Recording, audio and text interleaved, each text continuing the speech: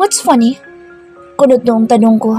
Tumayo siya at naglakad palapit sa walk-in closet at kumuha ng sando doon. So, you haven't told her about me? Ha? Nakangiting tanong niya matapos maisuot ang sando. Umiling ako. I haven't. She's been so busy since I've arrived here. But I am telling her soon. Mukhang nahalata na rin kasi niya. But I think she has no idea that it's you. Naginit ang pisngi ko. Hindi ko alam kung ano magiging reaksyon ng kakambal ko kapag sinabi ko ang kinahiinisan kong lalaki mula noon ay boyfriend ko na ngayon. I wonder how she'd react. Well, I have been giving her some hints that I am dating her twin. Sabi niya at tinitigan ako. Napalunok ako at hindi nakapagsalita. Even before we started dating actually. He shrugged. Hints? Ulit ko. Tumango siya at tinagilid ang ulo na parang nag-iisip. I have been flooding her with likes in all her social media updates whenever she's with you. That's why she asked me the last time if I am dating someone and I said yes. Confident ang pagkakasabi niya noon kaya naman hindi ako lalo makapagsalita. And? I didn't tell her yet, baby. Ayokong pangunahan ka. It's your choice when to tell her and the rest of your family. Sabi niya na ikinagulat ko. Telling about it to my twin is already a big deal to me. Paano pa kaya ako sa buong pamilya ko na? Gusto mong malaman din nila, Daddy? Alanganing tanong ko. He must be really serious kung pati kina Daddy ay gusto niyang ipaalam. Of course, baby. Paano tayo magiging legal kung hindi malalaman ng family mo? Natatawang sabi niya. Napamaang ako. His confidence made me stunned. I am telling it to the whole world tomorrow about you. Anyway, sabi niya na lalong nagpamaang sa akin. Nang magtama ang paningin namin ay kinindatan niya ako. Are you ready to face the consequences of being my girlfriend? Maraming aaway sa'yo, baby. Ngiting-ngitim pa nga asar niya. Inirapan ko siya kaya tawa siya ng tawa. I can't believe that this is really happening. Our lives will change tomorrow. The skirt chaser Kieran Samaniego is dating a non-showbiz girl. That will surely be a headline tomorrow and I can't believe I will be the one to put an end to all his dating scandals. Kasi sa itinagal-tagal at sa dinarami-rami ng dating rumor sa kanya ay ngayon lang siya opisyal na magsasalita tungkol sa status ng love life niya. I missed you so much, baby. Malambing na sabi nito at niyakap ang unan. Hindi ko maiwasang titigan siya habang ginagawa iyon. Kumakabog ng malakas ang dibdib ko habang pinapanood lang siyang tila nag-i-imagine na ako yung kayakap niya. I wish you were here. Bulong pa nito na malinaw sa pandinig ko. Napangiti ako nang marinig ang pagod na boses niya. I miss you too, Kieran. And I am so excited to officially be your girlfriend. Napangiti ako nang hindi ko masabi ang huling pangungusap. Panigurado kasi ay kakantsawan niya ako cause I've never been so vocal about my feelings for him. Nang matapos ang pag-uusap namin ni Kieran, ay nagpa siya kung sasabihin ko na kay Honey ang totoo bukas ng umaga. She will surely hit me if she'd know it first in the news. Bukas ng hapon pang interview ni Kieran kaya bago lumabas ang balita sa Pilipinas ay ipapaalam ko na sa kanya. Napangiti ako at ilang beses na napabiling sa kama. It's already 2 a.m. here and I am still wide awake. Magkahalong kaba at excitement ang nararamdaman ko. Kaba dahil sa kauna-unahang pagkakataon ay naglihim ako sa family ko. At isa pa, ito sa mga bagay na ikagugulat nila dahil lalabas ang balitang iyon sa national TV. Hindi naman siguro pagagalitan ni Daddy si Kieran dahil lang doon, hindi ba? At kung magagalit man siya, ay willing naman akong kausapin si Daddy dahil partly ay kasalanan ko rin kung bakit hindi nila nalaman. Pero ganun pa man, mas nangingibabaw pa rin sa akin ang excitement. I am excited to finally call someone's girl. No more dating in secrets, no more hidings, and finally, magkakaroon na rin kami ng label, and that would be so convenient. No hustles, no secrets, and of course, No complications. Napangiti ako habang iniisip ang mga posibleng mangyari bukas. Panigurado ay marami magugulat at magtatanong. I wonder how Kieran would handle that. Huminga ako ng malalim at inabot ang unan sa tabi ko. I hug it like what Kieran did to his. Naginit ang pisngi ko nang ma-imagine na mukha niya kanina. Excited na pumikit ako habang yakap-yakap na mahigpit ang unan at natulog na laman pa rin ng isip ang mga mangyayari kinabukasan. Kung gaano ako kasaya bago ko matulog kagabi ay kabaliktaran ang naramdaman ko kinabukasan. The good thing that I was expecting to happen today didn't actually go as I planned. I woke up hearing Honey ranting about Kieran's dating news. Pag-check ko ng oras ay kumunot ang noo ko. Mamaya po magsisimula ang interview ni Kieran sa isang magazine, di ba? So paanong nalaman kaagad ni Honey iyon? Whoa, I can't believe it, Kambal. Why her, of all people? I mean, I am fully aware that he is dating someone but I didn't expect that he is seeing that bitch in a romantic way. Like seriously, Kieran? Nawala na ako ng gana sa kanya nung sinabi mong plastic siya. Hindi mapigil-pigil na litanya ni Honey habang nagpipindot ng kung ano-ano sa phone niya. Maybe she was trying to confirm it with her source of trying to check her social media accounts. At lalong kumunot ang noo ko. Wait, I am not following. Sa wakas ay nasabi ko habang naguguluhan pa rin. This wasn't the first time that her name was linked to Kieran. Kaya hindi ko maintindihan kung bakit masyadong gigil na gigil si Honey. Huh? Weren't you aware? You work with them. And sa Maniagos Holdings tapos hindi mo alam? Her bare face was full of disappointments dahil wala akong may ambag sa sinasabing niya. Itinaas ko na ang palad ko para patigilin siya sa pagtataas ng kilay sa akin. What should I be aware of? Ano ba sinasabi mo dating news? Panigurado ay isa na naman niyang groundless rumors at natigil ako sa pagsasalita ng tumawa ng mapakla si Honey. Umiiling na inilapit niya ang tingin sa phone niya at saka iniabot iyon sa akin. Nananadsyang napatingin ako sa kanya. Ay naku Kambal, you're being left out once again. Sarcastic na sabi niya at pumindot sa isang video doon. Kumunot ang noo ko nang makilala ang babaeng nasa video. It was Christy, who was sitting on an interview. Kunot noong napatingin ako kay Honey. Christy confirmed it. So I guess it wasn't just another groundless rumors like what you're saying, Hana. Naka-smid na sabi niya habang umiirap na nakikitingin din sa video. Napalunok ako sa intro ng video matapos magtanong ng host ng tungkol sa love life niya at bitinin iyon para sa isang intro. It was contained of a slideshow of some pictures of them together, probably taken by some paparazzi. The first picture was taken of some building while they were walking together and Christy's hand was in Kieran's arm. She was smiling while looking at him. Everyone would think that they are dating if you will only base on these shots. Ilang pictures pa na halos ganoon din ang itsura ang mga sumunod na ipinakita bago ipinakita si Christy na nakaupo para sa isang interview. She was all smile while greeting all the hosts in that certain talk show. They were asking her random questions and she was answering them confidently.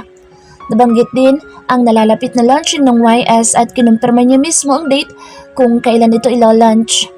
When she mentioned some big names in the industry, napatili ang isang host at agad na inusisa ang love life niya. So, you're going to work again with Kieran Samaniego? Do you mind if we ask personal questions, Miss Christy? Subok ng host. Christy did not even blink when she said yes. Kaya excited na nagtanong ang host. There were some rumors last night that someone saw you at Kieran Samanyago's place. And there were already some speculations from the past that you two are secretly dating. What can you say about all those speculations? Pwede na bang i-consider ng mga supporters mo na taken ka na? Singit ng isang babaeng host. Christy smiled while tucking some strands of her hair in her left ear. Niningitaan niya ang dalawang host kaya napapatili pareho ang dalawa. They were giggling and obviously they were one of her supporters. Kulang na lang ay umikot ang mga mata ko. Mabuti na lang at hindi ako fan ng show na iyan dahil kung isa ako sa mga viewer nila ay mababawasan na yun ngayon. Oh, it's true that I was at his place last night. Umugong ang tilian ng dalawang host kasabay rin ng ilang manonood sa studio. Halos tumaas ang kilay ko nang marinig ang huling sinabi niya. She was at Kieran's place last night? How dare this bitch lied in a national broadcast? She was obviously lying. Talking about Loki, hyping your relationship in public? Komento ni Honey at kinuha na sa akin ang phone niya. Tulala ako matapos mapakinggan ang huling sinabi niya. Ramdam ko ang galit na namumuo sa dibdib ko. Napakasinungaling. She was at Kieran's place last night? What a big fat liar. Last night? Gusto ko sabunutan ang sarili ko nang makabalik sa kwarto at pabalik-balik na tinitingnan ng oras ng huling usap namin ni Kieran kagabi. Wala namang binanggit sa Kieran sa akin kagabi na binisita siya ni Christy. Or did it happen after we talk? Pero anong pwede nalang pag-usapan ng oras ng gabi ng silang dalawa lang? Kung ano-ano na ang pumapasok sa isip ko. I even checked my messages multiple times pero walang kahit na anong message galing kay Kieran. Tanghaling tapat na sa Pilipinas at imposibleng hindi pa siya nagigising. Maghapon akong lutang. Hindi nakatulong ang pagiging mag-isa ko sa bahay dahil may inatanda na workshop si Honey. Sa ilang oras na pagkulong ko sa loob ng kwarto at paghihintay ng message ni Kieran, hindi ko na malayang nakatulog na pala ako. Parang nanunuksong nagising ako sakto sa oras na i-feature ng live ang interview kay Kieran. Agad na nagbukas ako ng phone at nag-stream. Napasingap ako nang makitang itsura niya. My heart skipped a bit while looking at him on the screen. He looks dashing with his tuxedo on. He brushed his hair up like the usual. Ang kaibahan lang ay meron siyang suot na diamond earring sa kanyang tenga na kumikislap sa tuwing matatamaan ng ilaw at flash ng ilang camera. Was that for a concept of the magazine? Ngayon ko lang kasi siya nakitang nagsuot ng earrings at parang sasabog ang puso ko sa sobrang pagkamangha sa itsura niya. He smiled at the camera at halos manuyo ang lalamunan ko nang pasadahan niya ng dila ang ibabang labi niya. Pagkatapos ay kinagat iyon. Don't, Kieran. Should I ask him not to do that in front of many people? Ipinilig ko ang ulo ko at ipinagpatuloy ang panunood. Umabot na sa halos 1 milyon ang nanonood ng live broadcast at hindi pa man nagsisimula. At nang magsimula na nga ay lalo pang dumami ang mga nanonood. Napangangako sa dami ng taong interesadong malaman ang tungkol sa love life niya. Ilang tanong tungkol sa kakambal niya ang isa-isa niyang sinagot bago siya tanungin tungkol sa ila-launch niyang kumpanya. Well, I am confident that this will going to succeed because my business partner is a veteran in this field. Napangiting sagot ni Kieran. It's obvious that he was referring to my dad. We heard that Henry Chu will train her eldest daughter to be in that business with you. Do you think she can cope up fast? Seryosong tanong ng host. Napalunok ako at bahagyang nanlamig. Mukhang ako na ang tinutukoy ng interviewer. I think she can manage. She was trained in our hotel and she has so much potential to be in this industry. Seryosong sagot ni Kieran. Nakahinga ko ng maluwag at napangiti dahil sa sagot niya. Halos hindi ko matanggal ang tingin sa mukha niya sa tuwing may ibabatong tanong at confident niyang sinasagot ang mga iyon na karamihan ay tungkol sa business na itatayo nila ni Daddy. Ilang tanong pa ang ibinato sa kanya bago inusisa ang isa sa mga pinakahihintay ng lahat. The question about his love life. We heard that you're considering of settling down if YS become a success. Is that true? Nakangiti ng malawak ang baklang host na halata sa mga tingin ang pagnanasa kay Kieran. Tumikhim si Kieran at hindi pa siya nakakasagot ay may follow-up question na kaagad. Kahit ang isang host na babae ay halatang excited sa isasagot ni Kieran. Are you currently dating someone? Yes or no? Nakangising tanong ng mga ito. Nakailang lunok ako habang naghihintay sa sasabihin niya. Nagsisimula na ring magkaingay sa paligid na mukhang kahit ang ilang production crew ay hindi na makahintay sa isasagot niya. Is Kieran Samaniego finally taken? Isang tanong ng isa pa nang hindi pa rin nagsasalita si Kieran. Unti-unting nag-angat ng tingin si Kieran at humarap sa camera. Yes, he said clearly. He looked so serious while saying that. Kumalabog ang puso ko dahil sa kakaibang kaba na naramdaman. Halos maramdaman ko ang pamamawis ng mga palad ko sa antisipasyon.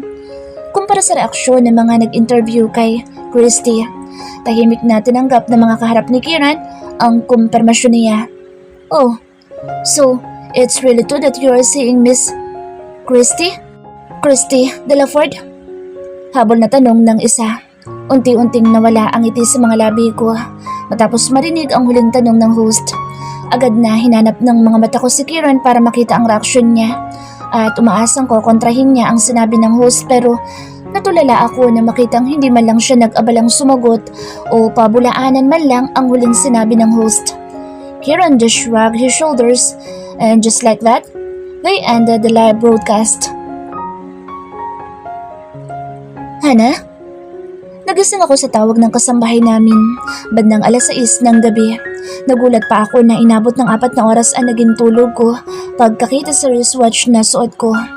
Ang plano ko ay iidlip lang saglit at saka magbabasa-basa ng mga documents na pinapaaral sa akin ni Daddy pero hindi ko na malayang nakatulog na pala ako. I guess it's my ruined body clock again. Halos magdadalawang linggo pa lang kasi nang umuwi ako galing sa isang buwan na bakasyon sa Paris. Palagi ay nakakatulog ako ng ganitong oras. Hindi ko alam pero hirap na hirap akong pigilan ng antok. I stretch my hands habang sarado pa rin ang mga mata.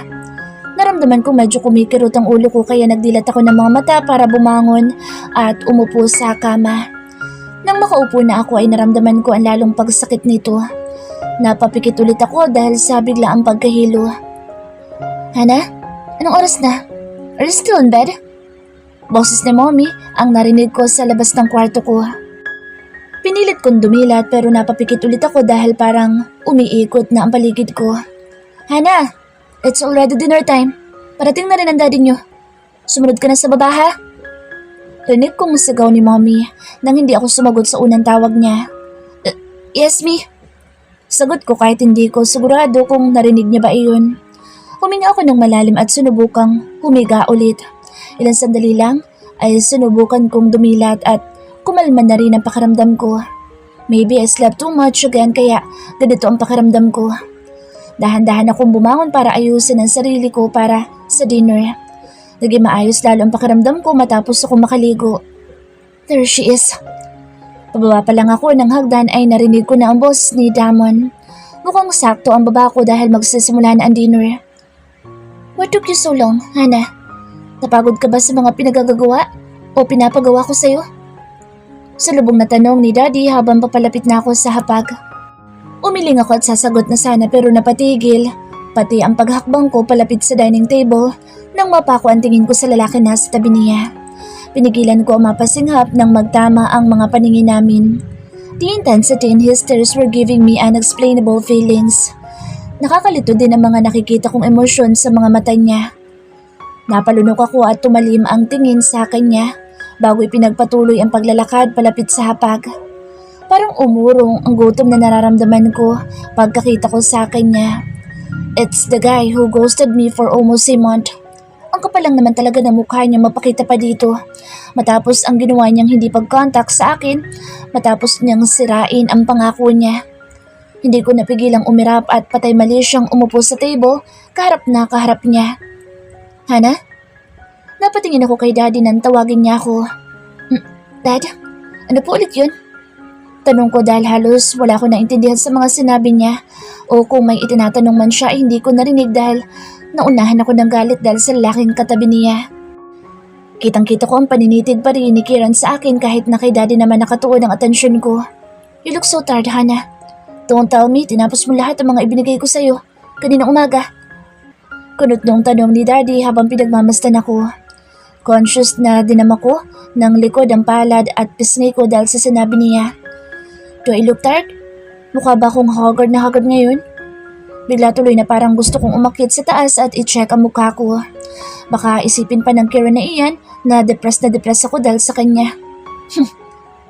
No, Dad. Actually, I overslept. Wala akong natapos na kahit isa. I'm sorry. Hingin pa umanhin ko dahil yun naman talaga ang totoo. Mukhang hindi pa rin siya nakakapag-adjust sa oras, Daddy. She always take a nap before lunch. Sabi naman ni Mommy na tinanguan ko na lang para hindi na humaba pa ang usapan. You shouldn't overwork yourself. Take it easy. You will learn the actual process once you started working. Rinig kong singit ni Kiran, maya-maya. Gusto kong taasan siya ng kilay dahil sa mga sinasabi niya pero nagpigil ako dahil baka mahalataan nila mommy. Isa pa, it was all for the business. Business naman ang usapan kaya dapat ay professional ako. I'm not. Pilit na pilit ang ngiting sagot ko sa kanya. Ayoko makipag-usap sa kanya o kahit man lang marinig ang boses niya ay naiirita ako. Kaya kung hindi ako tatanungin ni daddy ay hindi ako nagsasalita. Puro nga mga business ang naging topic nila ni daddy over dinner. Minsan ay kinakausap din siya ni Rowie tungkol sa basketball at si Dame naman ay sinisingitan siya ng paggayang maglaro ng online games dahil sobrang active niyang sumagot sa kanila. Sinasaway naman ang dalawa kong kapatid ni mommy dahil hindi na raw makakain ng maayos si Kiran. He's getting along well with the whole family ha? Parang hindi nang ghost eh. Medyo naparami ang kain ko dahil halos paborito ko lahat ng nakakain sa hapag. Sina daddy ay nauna na sa library dahil may pag-uusapan pa daw sila. Ako ang pinakahuling natapos dahil pakiramdam ko ay gutom na gutom ako. I took my time eating there at tumayo lang noong nasatisfy ako sa mga kinain. Paakyat na ako sa taas ay siya naman paglabas ni Kiran mula sa library. Nagkasalubong ang titig namin pero nauna ako nag-iwas ng tingin at binilisan ang mga hakbang paakyat. As much as possible, I don't wanna be alone with him. Ayoko makausap siya dahil siya ang naunang hindi ko mausap sa akin ng halos 1 buwan. Nasa bungad lang ang kwarto ko kaya halos takbuhin ko na iyon para lang hindi kami mag-abot at hindi niya ako makausap. Hana, he called me when I am about to enter my room. Huminga ako ng malalim bago siya sinagot. What? Walang kaganaganang sagot ko at hindi man lang siya hinarap. Ilang sandali pa ay hindi siya nagsalita at nanatiling nakatayo lang sa likuran ko. I missed you. Mahinang sabi niya. Sa sobrang hina ay halos hindi ko na marinig. Napapikit ako ng mariin at humigpit ang hawak sa doorknob ng kwarto ko. Kung nasa Paris pa lang ako at sinabi niya yan, ay baka mapaniwala niya pa ako. But not now. Not after a month of always reading dating news about him and Christy. After his live interview with that Bachelor magazine and after revealing that he's currently dating someone, people already speculated that it was Christy that he is dating secretly. Who would ever doubt that if those evidences are circulating online? Maraming stolen shots kung saan magkasama silang lumalabas ng hotels, restaurants at kung saan-saan pa. Kahit noong sinabi niya meron siyang business trip kasama ang lahat ng department heads, meron silang kuha na magkasama. Kaya naman pala tumatawag sa kanya kahit ilang oras pa lang silang naghihiwalay. Well, ang malas ko lang dahil napabiktima ako sa kanya. It's not like I wasn't aware that he's a playboy. Ako talaga yung marupok at napakadaling bumigay sa mga pang-aakit niya. Ako talaga yung madaling napaniwala. Isa pa, ako naman ang nagdala sa sarili ko sa sitwasyon na iyon, hindi ba? Kung hindi ako pumayag na tulungan niya akong gantihan sa Joel sa panloloko niya sa akin, ay hindi naman kami magkakalapit. Kaya wala akong dapat nasasihin dahil ako ang may gusto na lahat. Ako yung tatanga-tangang nahulog sa kanya at nagpadala sa mga matatamis niyang salita. He was a playboy and I was darn aware of it. It's just that I was stupid for believing that he would change because of me. It's my fault after all. Sa nararamdamang galit ay wala na sana akong balak na kausapin pa siya. Pinihit ko ang pinto at balak na sanang iwanan siya doon nang walang nakukuhang sagot sa akin. Just like what he did to me. Pero hindi pa ako nakakahakbang ay nagsalita na ulit siya. I missed you so much, Hana. So much. Mariing ulit niya pero sa pagkakataong iyon ay malinaw at medyo malakas na. Kinagat ko ang ibabang labi ko para magpigil ng inis na nagsisimula na namang bumangon sa dibdib ko. Umugot ako ng malalim na hininga bago nagpa siyang sagutin siya. Parang sasabog ang dibdib ko kung hindi ko siya sasagutin. Kaya matapos ang ilang pagsinghap at pagtitimpi ng nararamdamang inis ay nagsalita na ako. I don't miss you at all. Please, get lost. I said coldly without even facing him. Pabagsak na isinarado ko ang pinto ng kwarto at agad na inilak iyon. Ramdam na ramdam ko ang mabilis na tibok ng puso ko at alam kong hindi iyon sa tuwa dahil sa muling pagkikita namin at sa mga sinabi niya. It was because of the rage and the disappointments. Those bottled up feelings that I tried to care for a month tuluyan na iyong sumabog. Ngayon na dumating na sa puntong, nahiling ko na sana'y mawala na siya ng tuluyan sa buhay ko. Sa sistema ko at higit sa lahat dito sa puso ko. Agad na bumigat ang dibdib ko lalo na nang marinig ko ang mga yabag niyang paalis. Napapikit ako at mariing kinalma ang sarili nang maramdaman ko ang paninikip ng dibdib ko.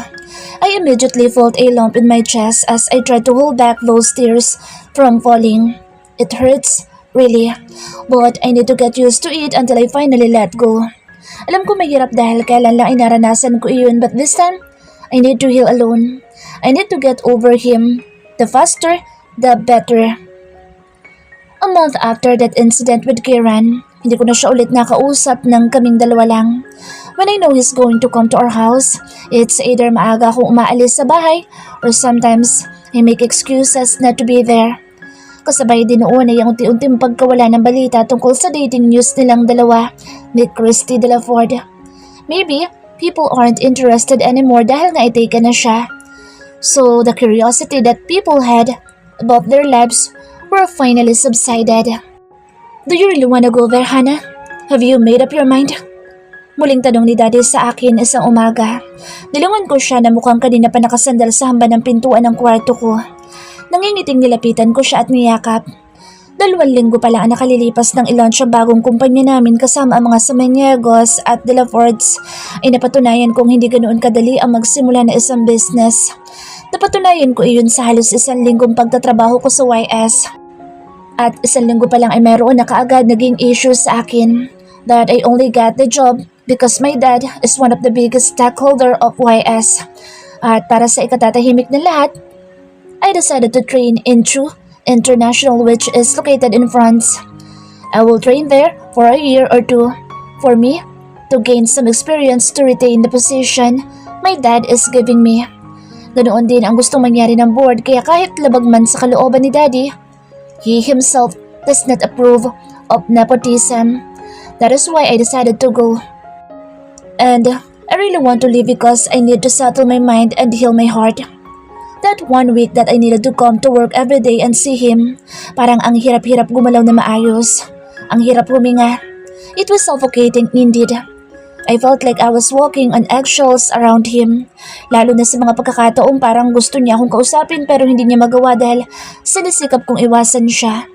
Pero kahit na anong iwas ang gawin ko ay hindi naman nakakatulong ang sitwasyon dahil siya mismo ang personal na nag-train sa akin doon. Mabuti na lang at hindi kami nagkakaroon ng pagkakataong mapag-isa parati kaya kahit papaano ay ipinagpapasalamat ko iyon.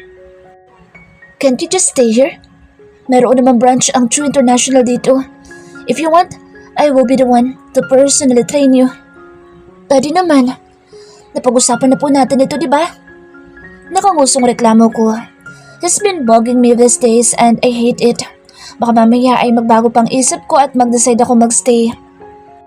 Hindi iyon makabubuti sa akin lalo na sa puso kong na-ghost. Bumuntong hininga siya at niyakap ako ng mahigpit. You take good care of yourself there, okay? Bulong niya. Napalunok ako at sinikap na tatagan ang loob. Hindi ako sanay na malayo sa kanila pero kung hindi ko gagawin ngayon ay baka hindi ko lang din maayos ng mabuti ang trabaho ko. Staying here was a torture for me. Lalo na kung si Daddy ang makakasama ko ay imposibleng hindi ko siya makakaharap. At yun ang pinakaayaw ko mangyari. I want a peace of mind. I want to go somewhere I'd be able to settle my mind. Gusto ko munang hanapin ang sarili ko at timbangin ang mga nararamdaman ko. That maybe, I need some time to grow. I need enough time to find myself. Maybe, I need time to heal. At hindi ko magagawa yun kung hindi ako aalis sa lugar at sa mga taong magpapaalala sa kanya. I once again tried to hold my tears. Ayokong ipakita kay Daddy na hindi pa ganoon kabuo ang desisyon ko at ayokong bigyan siya ng dahilan para lalo akong pigilan. Huminga ako ng malalim at pinilit na tumawa. I will, Dad. Ako pa ba? Mana nga kayo ako sa'yo, di ba? Nakangiting sabi ko. Like him, I will be independent and successful in this field. Babalik ako may maipagmamalaki na. I'll be back and will become better. Not the fragile Hannah that he used to know. 2 linggo pa lang mula nang dumating ako sa Paris ay dumating ang isang hindi ko inaasahang pangyayari sa buong buhay ko. Kakalipat ko lang noon sa isang studio type apartment na halos kasing laki na ng isang high-end condominium sa Pilipinas. Tita Kylie wanted me to stay with them while I am here, but I insisted to live independently. Kaya hindi pumayag ang Tito Vince ko na hindi siya humanap ng place para sa akin, which I let him be dahil bukod sa mas convenient yun sa akin, ay wala din naman akong gaanong alam sa mga lugar dito sa Forest. I was arranging some of my books in their respective shelves when I suddenly felt nauseous.